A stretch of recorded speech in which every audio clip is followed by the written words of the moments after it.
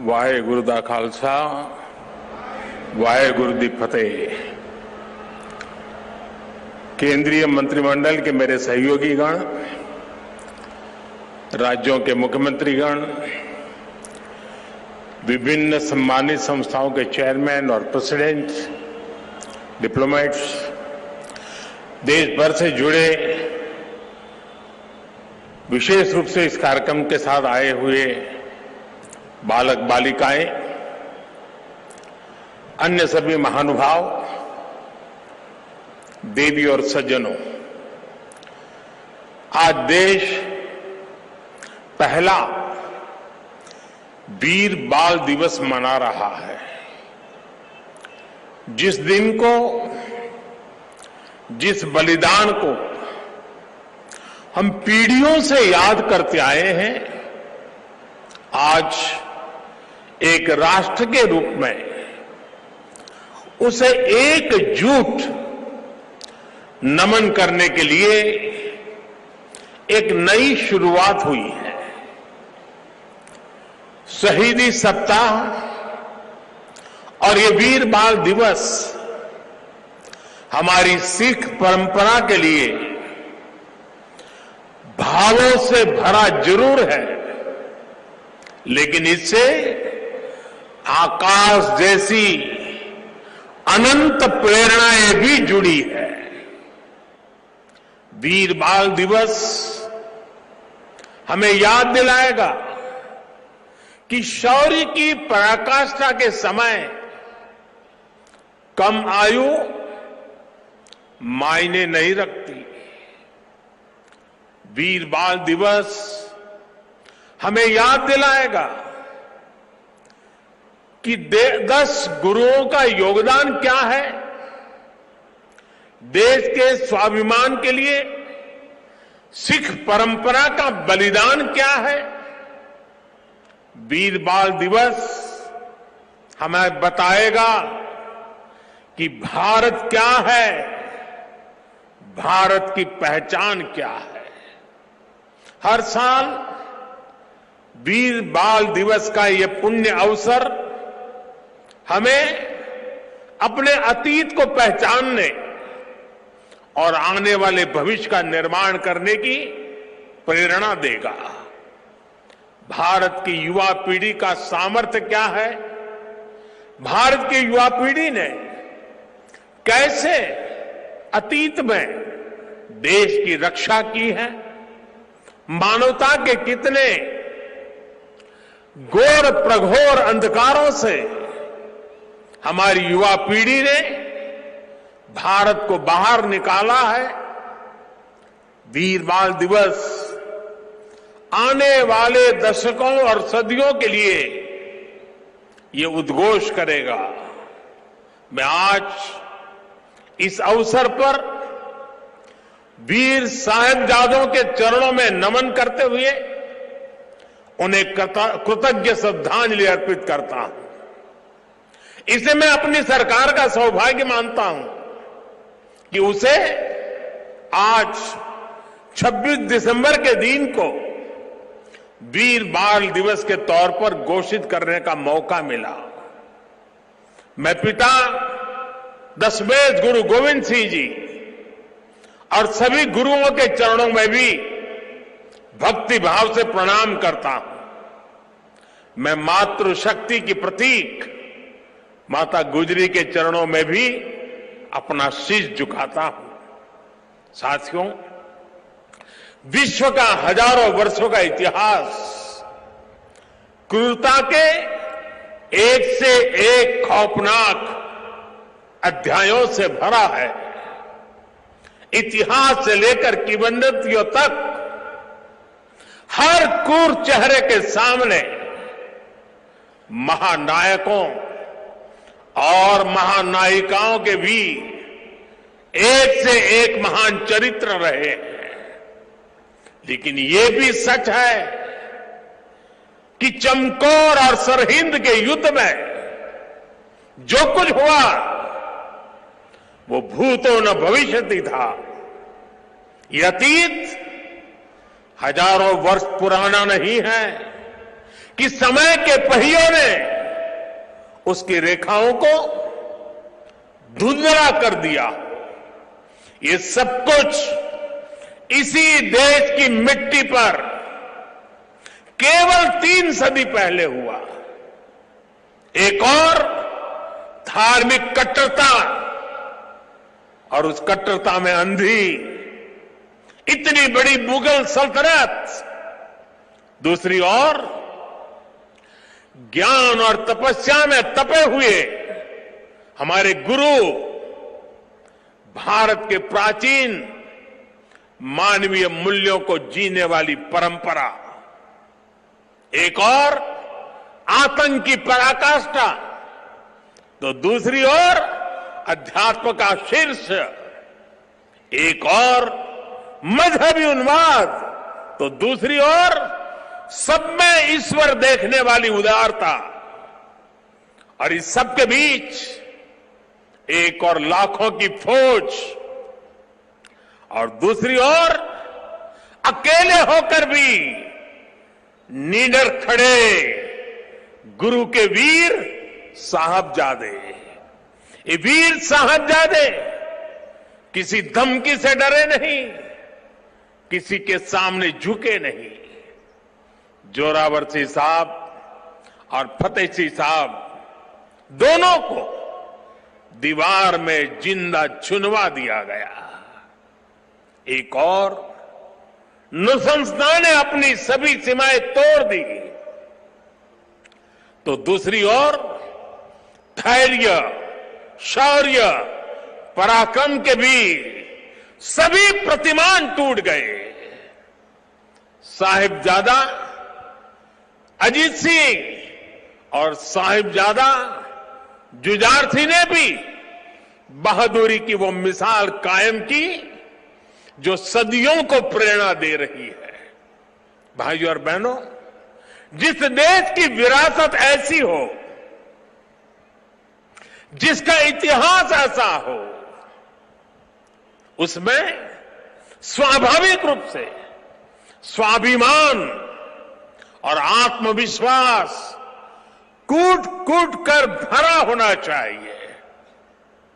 लेकिन दुर्भाग्य से हमें इतिहास के नाम पर वो गढ़े हुए नैरेटिव बताए और पढ़ाए जाते रहे, जिनसे हमारे भीतर हीन भावना पैदा हो।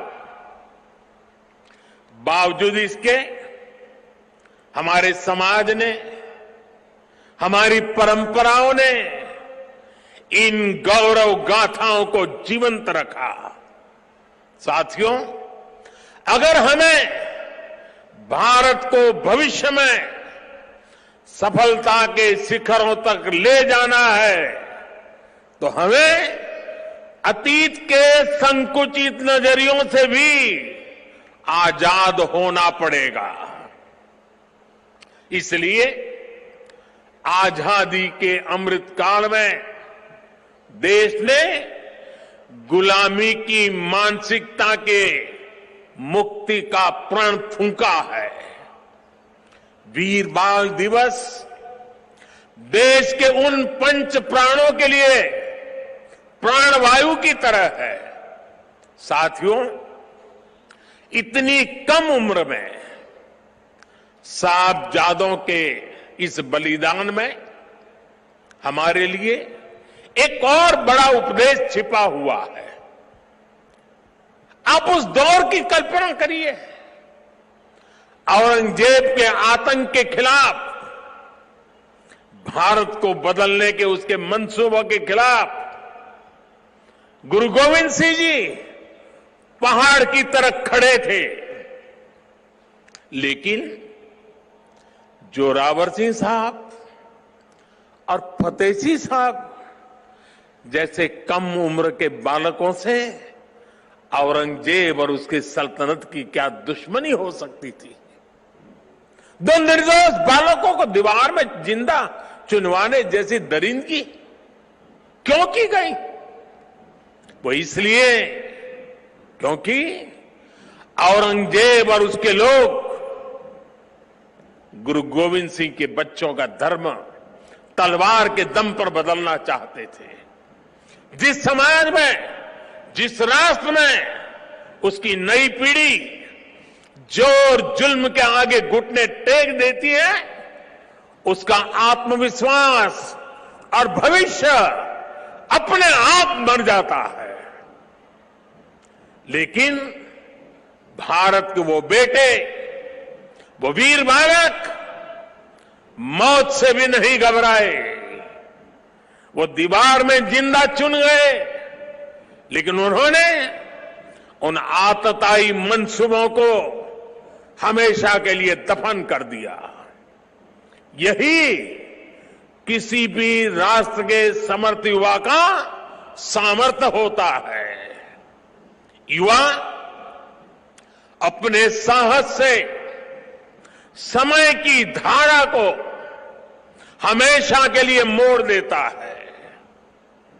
इसी संकल्प शक्ति के साथ आज भारत की युवा पीढ़ी भी देश को नई ऊंचाई पर ले जाने के लिए निकल पड़ी है। और इसलिए अब 26 दिसंबर को वीर बाल दिवस की भूमिका और भी अहम हो गई है। साथियों, सिख गुरु परंपरा केवल आस्था और आध्यात्म की परंपरा नहीं है, ये एक भारत श्रेष्ठ भारत के विचार का भी प्रेरणा पुंज है। हमारे पवित्र गुरु ग्रंथ साहब से बड़ा इसका उदाहरण और क्या हो सकता है। इसमें सिख गुरुओं के साथ साथ भारत के अलग अलग कोणों से 15 संतों और 14 रचनाकारों की वाणी समाहित है। इसी तरह आप गुरु गोविंद सिंह जी की जीवन यात्रा को भी देखिए। उनका जन्म पूर्वी भारत में पटना में हुआ। उनका कार्यक्षेत्र उत्तर पश्चिमी भारत के पहाड़ी अंचलों में रहा और उनकी जीवन यात्रा महाराष्ट्र में पूरी हुई। गुरु के पंच प्यारे भी देश के अलग अलग हिस्सों से थे। और मुझे तो गर्व है कि पहले पंच प्यारों में एक उस धरती से भी था, द्वारिका से, गुजरात से, जहां मुझे जन्म लेने का सौभाग्य मिला है। व्यक्ति से बड़ा विचार, विचार से बड़ा राष्ट्र, राष्ट्र प्रथम का ये मंत्र गुरु गोविंद सिंह जी का अटल संकल्प था। जब वो बालक थे तो ये प्रश्न आया कि राष्ट्र धर्म की रक्षा के लिए बड़ी बलिदान की जरूरत है। उन्होंने अपने पिता से कहा कि आपसे महान आज कौन है, ये बलिदान आप दीजिए।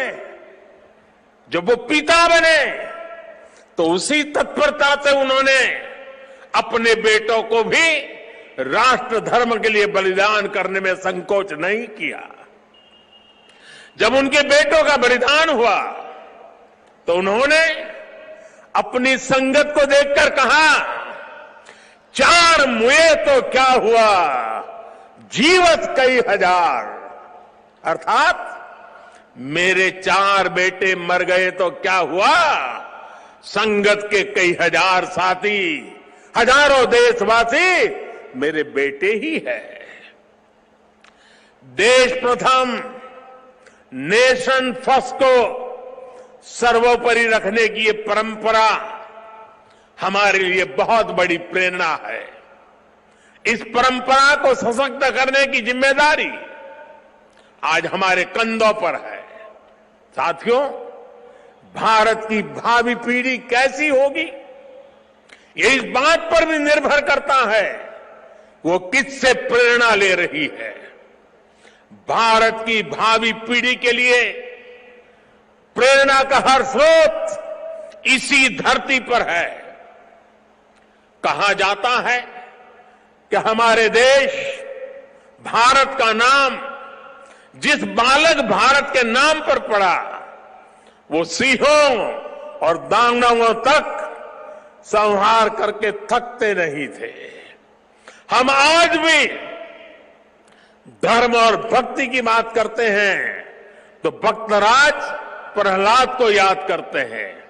हम धैर्य और विवेक की बात करते हैं तो बालक ध्रुव का उदाहरण देते हैं।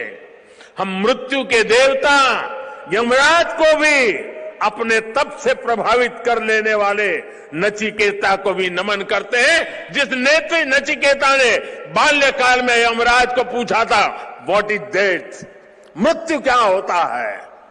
हम बाल राम के ज्ञान से लेकर उनके शौर्य तक, वशिष्ठ के आश्रम से लेकर विश्वामित्र के आश्रम तक, उनके जीवन में हम पग पग पर आदर्श देखते हैं।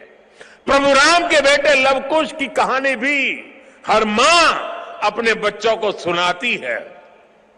श्री कृष्ण भी हमें जब याद आते हैं तो सबसे पहले कान्हा की वो छवि याद आती है, जिनकी बंशी में प्रेम के स्वर भी है और वो बड़े बड़े राक्षसों का संहार भी करते हैं। उस पौराणिक युग से लेकर आधुनिक काल तक वीर बालक बालिकाएं भारत की परंपरा का प्रतिबिंब रहे हैं। लेकिन साथियों, आज एक सच्चाई भी मैं देश के सामने दोहराना चाहता हूं। साहबजादों ने इतना बड़ा बलिदान और त्याग किया, अपना जीवन न्यौछावर कर दिया, लेकिन आज की पीढ़ी के बच्चों को पूछेंगे तो उनमें से ज्यादातर को उनके बारे में पता ही नहीं है। दुनिया के किसी देश में ऐसा नहीं होता है कि इतनी बड़ी शौर्य गाथा को इस तरह भुला दिया जाए।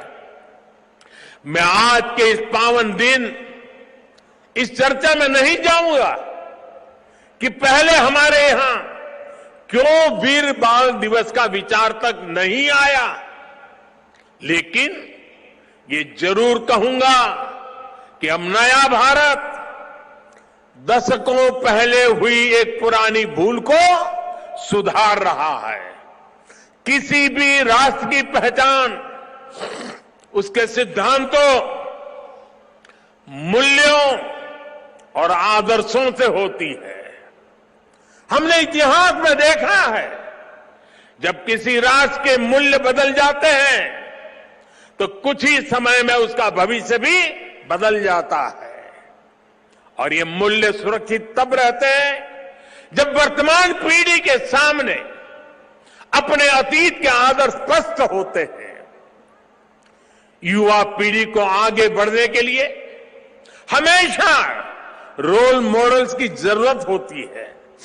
युवा पीढ़ी को सीखने और प्रेरणा लेने के लिए महान व्यक्तित्व वाले नायक नायिकाओं की जरूरत होती है। और इसलिए ही हम श्री राम के आदर्शों में भी आस्था रखते हैं। हम भगवान गौतम बुद्ध और भगवान महावीर से प्रेरणा पाते हैं। हम गुरु नानक देव जी की वाणी को जीने का प्रयास करते हैं। हम महाराणा प्रताप और छत्रपति वीर शिवाजी महाराज जैसे वीरों के बारे में भी पढ़ते हैं। इसलिए ही हम विभिन्न जयंतियां मनाते हैं। सैकड़ों हजारों वर्ष पुरानी घटनाओं पर भी पर्वों का आयोजन करते हैं। हमारे पूर्वजों ने समाज की जरूरत को समझा था और भारत को एक ऐसे देश के रूप में गढ़ा जिसकी संस्कृति पर्व और मान्यताओं से जुड़ी है। आने वाली पीढ़ियों के लिए यही जिम्मेदारी हमारी भी है। हमें भी उस चिंतन और चेतना को चिरंतर बनाना है। हमें अपने वैचारिक प्रवाह को अक्षुण्ण रखना है। इसलिए आजादी के अमृत महोत्सव में देश स्वाधीनता संग्राम के इतिहास को पुनर्जीवित करने के लिए प्रयास कर रहा है। हमारे स्वाधीनता सेनानियों के, वीरांगनाओं के, आदिवासी समाज के योगदान को जन जन तक पहुंचाने के लिए हम सब काम कर रहे हैं। वीर बाल दिवस जैसी पुण्यतिथि इस दिशा में प्रभावी प्रकाश स्तंभ की भूमिका निभाएगी। साथियों, मुझे खुशी है कि वीर बाल दिवस से नई पीढ़ी को जोड़ने के लिए जो क्विज कंपटीशन हुआ, जो निबंध प्रतियोगिता हुई, उसमें हजारों युवाओं ने हिस्सा लिया है। जम्मू कश्मीर हो, दक्षिण में पुडुचेरी हो, पूर्व में नागालैंड हो, पश्चिम में राजस्थान हो, देश का कोई कोना ऐसा नहीं है जहां के बच्चों ने इस प्रतियोगिता में हिस्सा लेकर के साहबजादों के जीवन के विषय में जानकारी न ली हो, निबंध न लिखा हो। देश के विभिन्न स्कूलों में भी साहबजादों से जुड़ी कई प्रतियोगिताएं हुई है। वो दिन दूर नहीं जब केरला के बच्चों को वीर साहिबजादों के बारे में पता होगा, नॉर्थ ईस्ट के बच्चों को वीर साहिबजादों के बारे में पता होगा। साथियों, हमें साथ मिलकर वीर बाल दिवस के संदेश को देश के कोने कोने तक लेकर जाना है। हमारे साहिबजादों का जीवन, उनका जीवनी संदेश देश के हर बच्चे तक पहुंचे, वो उनसे प्रेरणा लेकर देश के लिए समर्पित नागरिक बने। हमें इसके लिए भी प्रयास करने हैं। मुझे विश्वास है हमारे एकजुट प्रयास समर्थ और विकसित भारत के हमारे लक्ष्य को नई ऊर्जा देंगे। मैं फिर एक बार वीर साहिबजादों के चरणों में नमन करते हुए इसी संकल्प के साथ आप सभी का हृदय से बहुत बहुत धन्यवाद करता हूं।